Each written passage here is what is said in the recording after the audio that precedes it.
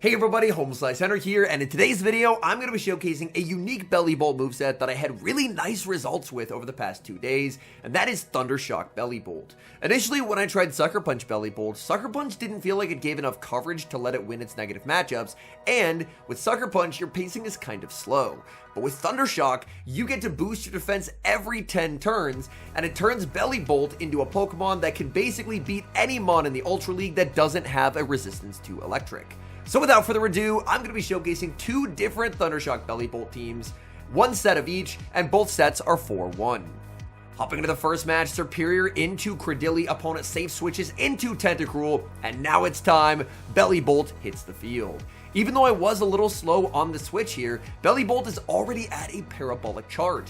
Instead of needing 14 turns to the first parabolic, it's only 10, and now I am dramatically boosted. Here, I am going to be able to win charge attack priority over the Tentacruel, and I will get to launch Parabolic Charge and pick up the KO. My BELLIBOLT exits this matchup on +2 defense. I farm up to the Zap Cannon, but change my mind. I'm looking to get my defense even higher. Now, I'm +3 after this Parabolic Charge, which means this Grass Knot or Rock Tomb is not going to knock out. They go for the harder hitting Grass Knot. It still does not KO. And you know what? I think if I make my defense +4, I can actually get the Zap Cannon. Look at this. BELLIBOLT with Thundershock absolutely taking a life. Credilli gets rocked in the back. Is Shadow Zapdos. In comes Shadow Steelix. And my opponent will resign the match.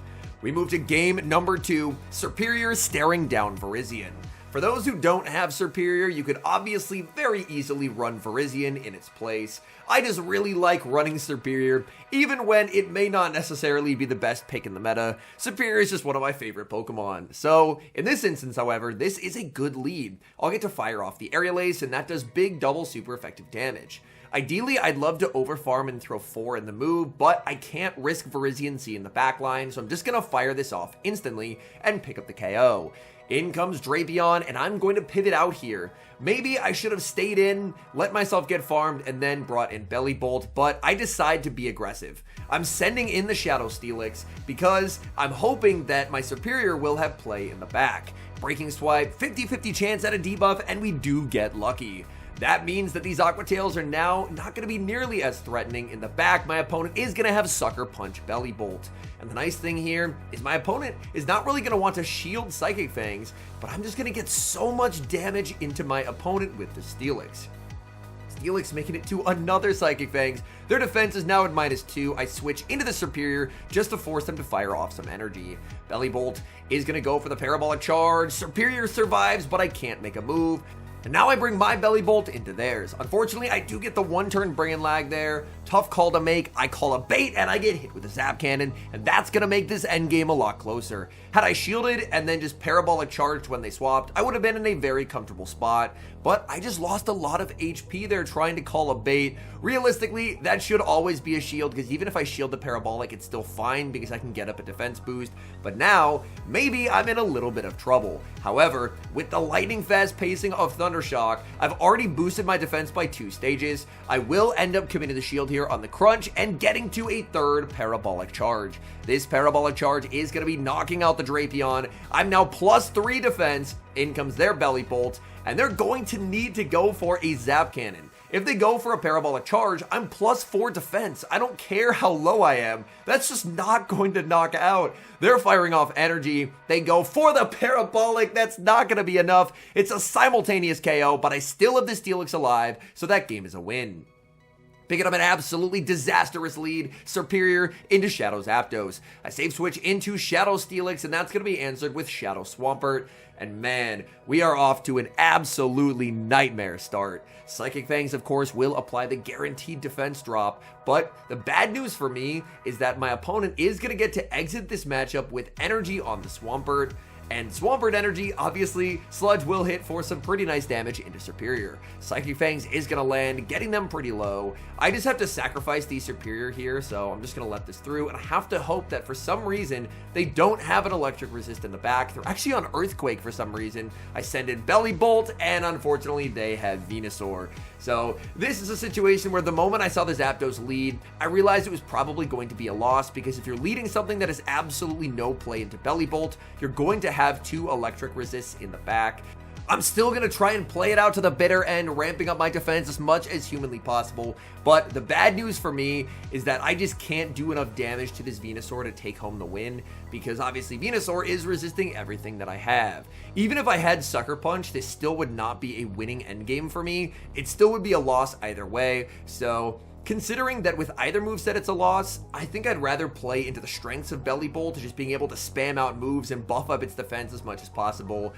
Playing out this game, normally I would have top lefted long ago, but I wanted to see how close can I make this with Bellybolt. I'm able to get a shield back. My defense is +4, but I have taken so much damage throughout the course of this battle that this Frenzy will just get me much too low. I fire off the last second Parabolic, but at this point, my opponent can honestly just let it go and win the game with Zapdos, and that's exactly what they're going to do. They send in the Zapdos. Zapdos will fire off a move, and unfortunately, Superior just does not have enough energy to take home the win, so I will concede the match. Superior into Galarian Weezing, another bad lead, so we're going to save switch into Steelix. Steelix will be answered with Gastrodon. This is an absolutely terrible alignment, but I need to bait this out. Obviously, Bellybolt can't do anything against Gastrodon in the back. Here, I'm actually not going to throw my move, because I would rather them throw all their energy and knock me out, so then I can reverse farm and get a ton of farm on Superior. So I'm not going to wait the clock. I'd bring in the Superior, and I'm just going to look to go for a full Vine Whip farm down, as Frenzy will still do a little bit of damage onto that Weezing. They are going to bank a Body Slam. Out comes Gliscor. And unfortunately for me, they have double ground in the back. But the good news for me is that they actually pivoted in the Gliscor, so maybe there's a chance.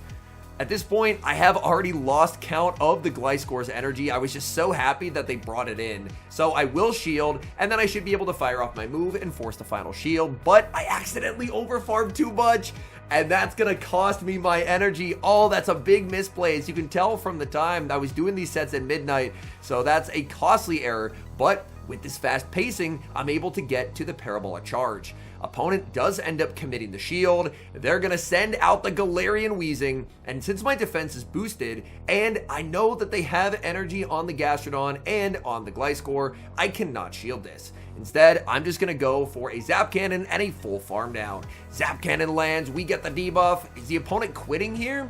It looks like they're not quitting, but either way, I would get this farm down before they made it to a third Sludge. So I don't know quite what happened there. In comes the Gastrodon. They had the Body Slam loaded, so I'm forced to fire off this move instantly. The Parabolic Charge will pick up the KO. In comes Gliscor. Gliscor needed to double up there, but it's unable to do so. And Bellybolt, in an endgame against 2 ground types and a fairy, is able to take home the win. We move to the next match here, and a new team. This time, Lapras, Primeape, and Bellybolt. Opponent is going to try for a catch onto their own Lapras, and now I get to respond with Bellybolt. Bellybolt, obviously going to do amazingly in this matchup. I think the best play in this particular situation is just to go for the double Parabolic Charge. This was one of my first games with Thundershock Bellybolt, so I end up going for the Zap Cannon. My opponent will end up committing the shield. I think Zap Cannoning in a situation like this is just a strict misplay, when obviously, as Bellybolt, you have the ability to just spam out Parabolic Charges. The good news is even though I misplayed and went for a Zap Cannon, since I boost my defense, they can't farm me down. They're forced to throw energy here. Bellybolt is just so bulky, and now this gives me an opportunity to get a sick farm down with my Lapras. They throw energy. I'm basically at 100 energy here already, so now I can just look to send in Primeape. Opponent is going to bring in their Shadow Annihilate. They had banked energy from earlier, and the nice thing here is since they've already taken some Psywave damage and their Shadow, they are rapidly approaching Rage Fist range. Rage Fist is going to land. I'm going to go for the Karate Chop down. They survive on 1 HP, so I will burn the final shield on this Primeape. I know I have 100 Lapras energy, even if they have a resistance to Lapras energy in the back. That energy can still add up quite a bit. In comes the Lapras. I'm looking for the farm down. They realize they can't get the move, and they switch out into Feraligatr. Feraligatr going to be immediately met with the back-to-back Rage Fists, and I can win this game thanks to the 100 Lapras energy that I have stored. I force the shield, there's the switch into the Lapras, and I just throw one Psywave and the Aria. That is going to be getting them pretty low, and then one Psywave and Aria number 2. So Bellibolt really set us up nicely in that mid game, even though I did end up misplaying by just not buffing my defense right away with Parabolic Charge. We are able to take the win. Lapras into Tinkaton. So this matchup, pretty solid for the Lapras, surprisingly, just because Lapras is able to absorb 2 play roughs pretty comfortably, and it looks like 3 Sparkling Arias will be enough to pick up the KO. And I do have a slight pacing advantage, obviously, as the Lapras, so I'm just going to play zeros here. If my opponent really wants to try and make a play for Switch, I will end up just conceding Switch and going for an aggressive Thundershock down with the Bellibolt. I land the Aria, which is very nice. I'm going to be no-shielding. I have a terrible Lapras, as you can see from the IVs in the top left, but even my terrible Lapras can hang on here and win the zeros. So now, I either get shield advantage or switch advantage. I get switch advantage, and when they bring in the Lapras, I'm very happy to have switch advantage because now it's Bellibolt time. Bellibolt farming up. Bellibolt is going to get outpaced here. I will end up committing the shield just because I want to try and buff up my defense and keep as much health as possible. So I shield, I overfarm. The Parabolic Charge is going to be shielded. In the back is Gastrodon, and this game is a win, because Primeape does pretty solidly into Gastrodon as long as Gastrodon does not have a big advantage, and how you do it is just going straight Rage Fist. So I just get to spam out Rage Fist after Rage Fist after Rage Fist in this matchup. Opponent is going to let that through, and now from here, I can just let this go as the Primeape. They go for the Earth Power to pick up the knockout. In comes Bellibolt, and Bellibolt will get to buff its defense right back with the Parabolic Charge. They shield on the Gastrodon, pivoting out into the Lapras. They saved some energy on that Gastrodon, but I just don't think it's going to matter with this pacing on Bellibolt. We outpace the Lapras. We're gonna take this game as Zap Cannon picks up the KO. In comes Gastrodon, and Gastrodon is just much too low. Gastrodon goes for the Body Slam. They can make another Body Slam, but I'm boosted. This is not KOing. They go for the Body Slam. We survive, and Bellibolt takes down a Gastrodon to win the game. Lapras staring down a Golisopod in the next match. This is a Shadow Claw Golisopod. We do see quite a bit of Fury Cutter, quite a bit of Shadow Claw as well. Kind of depends on the team and what coverage people are after. Here, I like bluffing the Skull Bash, just because if I can get an early shield in a matchup where I'm entirely walled, that's a win for me. And I do actually end up getting that shield, which is very, very nice. My opponent will fire off another X-Scissor. I'm just going to look to farm up as much as I possibly can, and I will go for the Ice Beam as it does do incrementally more damage. So I fire off the Ice Beam, that's going to land. Opponent over-farming. Oh, they over-farm too much! A critical error from my opponent, and that means I get the Aria, it knocks out, and I win Switch and Shield advantage. In comes Shadow Galarian Weezing, but I have a great response to this. I can send out the Bellibolt. I'm going to be shielding up here because obviously I don't know what they have in the back yet. It's Guzzlord, and I can just send in the Primeape. Primeape going to do well enough in this matchup that I'm fine. I can survive a Dragon Claw here. Dragon Claw not going to be an issue. They actually go for a Crunch, interestingly enough, fishing for a debuff, maybe anticipating a shield, but I was fine surviving a Dragon Claw there anyway, and once the Ice Punch lands, I can now just go straight Rage Fist. Rage Fist is going to land into the Guzzlord. Guzzlord is going to get farmed down. Back in comes Galarian Weezing. Galarian Weezing will get the farm down, but as Bellibolt, I now get to boost myself up. There's no ability for my opponent to undo these boosts. So for Bellibolt, this is just a very clean endgame from here. They go for the Brutal Swing. That does absolutely nothing, and they will resign the match. Lapras staring down Shadow Scizor in the next match. This is a bit of an uncomfortable lead. It is a Fury Cutter Scizor, and they get a catch onto Galarian Weezing. Oh no, this is really not looking good for me. My goodness. I guess maybe I should have stayed with the Lapras, but realistically, I felt that I had 2 better options in the back, so I wanted to pivot out. I would love to survive here as they fire off the Sludge, but Primeape just cannot, and now I get to send in Lapras to go for an incredibly aggressive farm down. Lapras obviously will get a lot of energy here. That energy can be threatening into that Shadow Scizor. My opponent will get a lot of moves though with the Weezing. They're getting so much value out of this Weezing. Primeape Safe Switch, so devastating into so many teams. They bring in the Scizor, and I accidentally play to a CMP tie. It's the Trailblaze. I get knocked out, and that's just a big error by me. I was already in a really tough spot here, but I think that mistake kind of just seals it. They Night Slash. I'm going to be buffing up my defense with the Parabolic Charge because I absolutely have to. Like, there's no world in which I win unless I can just buff up my defense more and more and more. I'm going to be no shielding here as they fire off the Night Slash. Night Slash gets the boost, and I'm just going to resign at this point. I definitely did misplay in this game, but the boost from them removed any ability for me to win, and I will concede. Hopping into the final match, Lapras staring down Golisopod one final time. This is a Fury Cutter Golisopod. The Fury Cutters do slowly chip away at Lapras' health, but again, I'm very comfortable playing this out.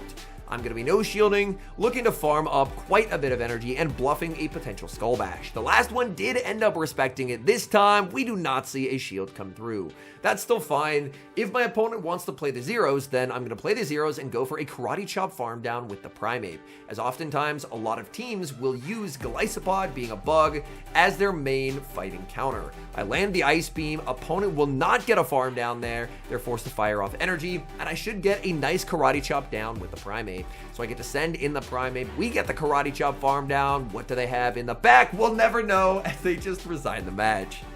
All in all, I do think that Bellibolt, regardless of moveset, is going to feel a bit feast or famine just due to the fact that it has mono electric charge moves. You have no options other than to run mono electric. If you don't run parabolic and zap, which obviously everyone will, the only other charge move it learns is discharge, which is obviously still electric. So I think that it is still going to feel a little bit feast or famine just because of the lack of coverage. Like, if you end up having it aligned into something like a Zygarde, you're going to be losing. If you have it aligned into something that's more neutral, then you're going to be winning. So I think it's honestly a decent strategy to try and lean into its strengths as a Pokemon. And its strengths is being able to buff up its defense to the point where it's basically unkillable. And the fastest way to do that is to run Thundershock. Now, obviously, I know a lot of people are still going to run Sucker Punch because Sucker Punch obviously does give that little bit of extra coverage, but to me, when I used it, I didn't feel like Sucker Punch gave enough coverage to the point where I felt like it was worth the worst pacing. But to me, this definitely felt a lot closer to the Mon that I was expecting. Especially that game number 1 where Bellibolt got to +4, the Credilli could never farm down, and they lost like 90% of their health. It's a Mon that can take over games. Obviously, if you end up in an ELO bracket where people are really trying to counter this Mon and they're running a lot of electric resist, then Bellibolt with any moveset I think is going to struggle. But I think that this is a really interesting idea on Bellibolt, just because if people are trying to run fairies as a counter to Bellibolt, because obviously it has a Sucker Punch resist, and suddenly you're pulling up with the Thundershock Belly, then every fairy type is going to be losing neutrals just by virtue of you spamming up Parabolic Charge. Anyways, thank you guys so much for watching. If you enjoy watching content like this, please do consider leaving a like on the video and subscribe to the channel if you haven't. And a special thank you as always to our channel members here on YouTube. The support you guys provide is genuinely so appreciated. So thank you guys oh so very much. And until next time, I've been HomeSliceHenry.